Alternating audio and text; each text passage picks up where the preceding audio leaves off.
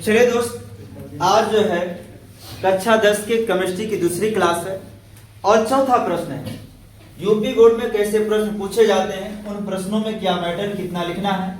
आपको सोचने की जरूरत नहीं है, आप मेरे ऊपर छोड़ दीजिए। आप केवल इतना काम करिए, उसे समझिए और तैयार करिए। अगर आपकी परीक्षा में पूछा जाता है कि रासायनिक अभिक्रिया किसे कहते हैं, कोई दो उदाहरण दीजिए। तो आइए हम समझते हैं। सबसे पहले लिखेंगे हेडिंग रासायनिक अभिक्रिया। रासायनिक अभिक्रिया लिखते समय आप राइटिंग का विशेष ध्यान देंगे दोस्त। देखिए, रासायनिक अभिक्रिया किसे कहते हैं? जब दो या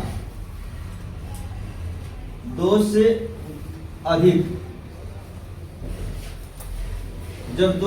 अधिक पदार्थ मिलकर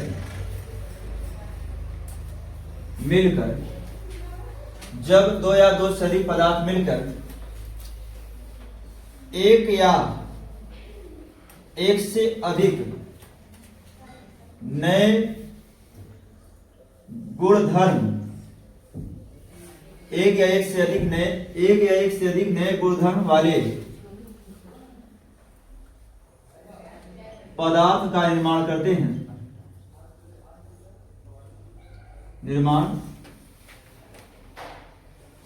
हैं तो उसे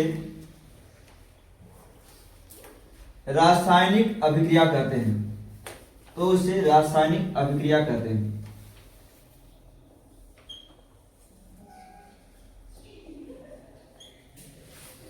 इसमें बोला है कोई दो उदाहरण दीजिए। जैसे दोस्त, कार्बन की अभिक्रिया ऑक्सीजन के साथ कराएंगे तो दोस्त, कार्बन की अभिक्रिया जब ऑक्सीजन के साथ कराएंगे, पहले आप समझ लीजिए फिर लिखने का काम करें।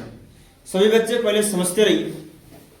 जब कार्बन की अभिक्रिया ऑक्सीजन के साथ होगा तो कार्बन की संयोजकता दोस्त -4, कार्बन प्लस की तरह भी व्यवहार करता है, माइनस की भी तरह व्यवहार करता है। अब माइनस माइनस की अभिक्रिया होती है, ऑक्सीजन की संयोजकता माइनस होती है। तो ये जब दोनों तत्व पास पास आएंगे माय डियर, तो इसकी संयोजकता 4 है उसके नीचे, इसकी 2 है इसके नीचे, तो 2 1 कम 2, 2 दूनी 4, यहाँ C बचा, यहाँ O2, ये बनाएगा CO2। और कार्बन जब ऑक्सीजन के साथ अभिक्रिया करता है तो क्या निकालता है? उष्मा, है ना, उष्मा भी निकालता है, और इसे हम कह सकते हैं प्रकाश भी कह सकते हैं। यही कारण है इसे दहन अभिक्रिया भी कहते हैं। दहन, कभी कभी प्रश्न परीक्षा में पूछा जाता है कि निम्नलिखित में से कौन दहन अभिक्रिया है? दहन अभिक्रिया माय डियर उसे कहते हैं जो उष्मा के साथ साथ प्रकाश का भी उत्सर्जन करे। ऐसी रासायनिक अभिक्रिया जो अभिक्रिया के बाद उष्मा तथा प्रकाश का भी उत्सर्जन करती है, उसे हम दहन अभिक्रिया कहते हैं। जैसे कार्बन ऑक्सीजन के साथ अभिक्रिया करती है, उष्मा के साथ साथ प्रकाश भी देती है, इसीलिए इसे हम क्या कहते हैं? दहन अभिक्रिया कहते हैं। आइए एक और समझते हैं हम लोग। जैसे मान लीजिए मैग्नीशियम ऑक्सीजन के साथ अभिक्रिया करेगी, है ना दोस्तों, तो क्या बनाएगी? केवल O के साथ अभिक्रिया नहीं कर सकती, क्योंकि ऑक्सीजन हमेशा अणु के रूप में होता है। जितने गैसें हैं, गैसें हमेशा अणु के रूप में रहती हैं, धातु को कोई बात नहीं। हम लोग जानते हैं मैग्नीशियम माय डियर प्लस होता है, मैग्नीशियम संयोजकता ये होती है, ऑक्सीजन की माइनस होती है।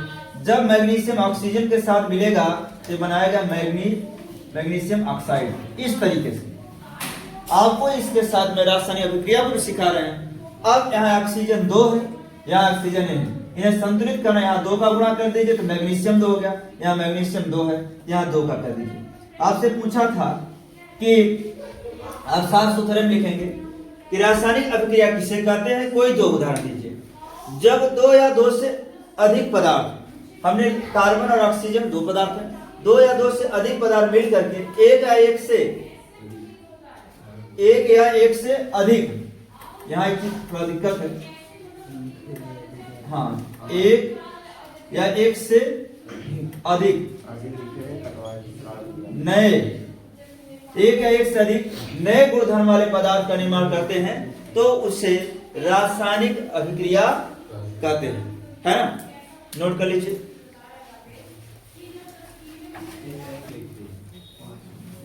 चलिए दोस्तों, अब हम लोग 5वें प्रश्न में पहुंचे हैं कि रासायनिक अभिक्रिया के दौरान होने वाले परिवर्तन कैसे हम पहचाने कि रासायनिक अभिक्रिया हो रही है। तो पहला काम है, देखिए हम लोग लिखेंगे उत्तर लिखते समय, जब आप इसका उत्तर लिखेंगे तो आप पहला काम लिखेंगे, देखिए यहां आपको हम परीक्षा में लिखने के तरीकों को भी समझाने का प्रयास हमारा।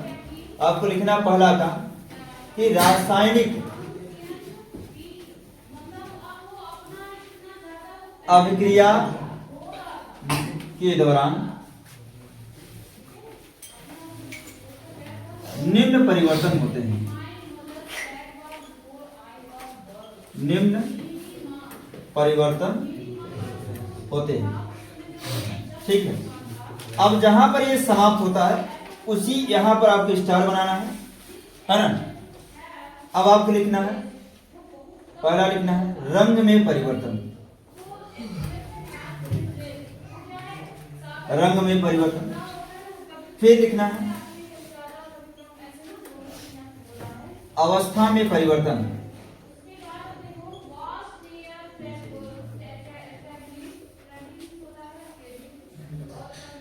तापमान में परिवर्तन। और गैस का उत्सर्जन भी आप लिख सकते हैं।